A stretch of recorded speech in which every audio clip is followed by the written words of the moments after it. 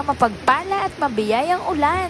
Ngayong linggo, mga kanoo, kapag ganito bayangani namang maulan ay kung ano-anong paghain ang ating iniisip na masarap lutuin at ulamin ngayong araw. At eto na nga, isa sa pinakamasarap at paboritong lutong Pinoy ay ang walang katapusang sinigang. Syempre, meron tayong sinigang na isda.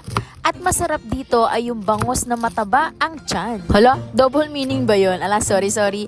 Ayan, ito na po ang ating unang pansahog or samya. Syempre, ang sibuyas, gayatin po natin mabuti kasama ang isang pirasong kamatis kasi mahal ang kamatis ngayon eh. So tama na siguro yan. Syempre, ang pampaanghang or may kaunting kick ang sabaw ay ang sili na berde. Yan, tinanggal ko lang po yung buntot niyan baka kasi sobrang anghang. At syempre, para masarap ang sinigang ay partneran po natin ng gulay na kangkong. Ayan, talbos po na kangkong na binili natin kasama sa pinagbilhan ng bangus dyan. Shout out sa mga taga Dawis. Hello sa inyo. Ang hirap po maghanap ng bangus ngayon. At talaga namang ilang araw ko na itong hinahanap at lagi na lang, ewan ko ba, pag naghahanap ng bangus ay bumubuhos ang napakalakas na ulan. Pansin niyo din ba kapag hapon or gagabi, biglang bumubuhos o bumabagsak ang ulan dito sa atin, sa bayan ng Buena Vista. Isasabi na nga rin natin yung paglaga ng mani na ito na masarap din papakin habang nanonood tayo ng mga videos or kung anong reels na papapanood natin sa Facebook. Una nga lamang na step dyan ay lagain ang tubig. Yan, mineral. Pwede din namang criminal water. Yan, pakuluin nating mabuti kasama ang sibuyas at kamatis. Yan, laksan ng apoy para kumulo agad. Kagaya nito. Pagkulo na nga, ayan, satisfy na tayo sa kulo na ito na parang nasa sulfur hot spring tayo. Ilagay na po natin at itubog ang ating mga bangus na nilinis na at ginayat sa pinagbilhan. Yan, isa-isa po natin yang dyang ipatas. O tingnan nyo, sa sobrang lakas ng kulo ay parang naluluto na siya ng half cook. Syempre ito, flex natin ang sinigang na mahal na rin po ang presyo ngayon. Ayan, kanina magic sarap. Ngayon naman ay sinigang ang i-flex natin na nagmamahal, o diba? Lahat na lang nagmamahal. Ikaw na nga lang ang hindi. Charot. Uy, wala akong pinapatamaan ha. So kung meron ka ng minamahal, sige nga, share mo nga itong video na to. Salamat sa suporta.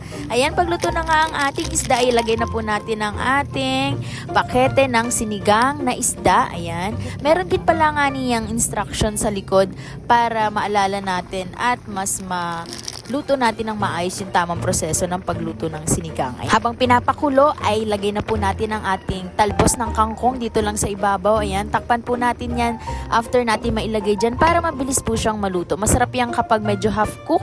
At syempre ito ang ating pampasarap at pampalasa, pampaanghang ng konti sa ating sabaw na talaga namang tatagak-takang yung pawis dito sa ating siling green. Merong version niya na hindi masyado maanghang at meron namang talaga namang isa lamang ay sobrang anghang na ng sabaw. Ayan, luto na nga ang ating sinigang. Nakapagsaing na ba kayo mga kanoo? Tara, kain tayo. Taas ang paa at kamay ng mga mahihilig sa bangus, lalo na sa parteng tiyan. Ayan, meron siyang taba dyan na napakalambot at napakalinamnam. Kaya ilagay na natin sa mangkok at tara nang kumain. Sana ay maging masagana at produktibo po ang ating araw ngayong linggo. At dahil nga doon ay ayan, ang ating pong pinagkuhaan ng talbos ng kangkong ay ating pong itatry itanim dito sa aming may pulasit dito sa bumbahan. Dahil dito laging may stock ng tubig para siya ay itatry natin kumububuhay. Kasi last time na nagtanim po kami dito ni Mother ay talagang hindi nabuhay. Ewan ko ba, napaka ng lupa dito sa amin. Maano ba siya, yung maligat?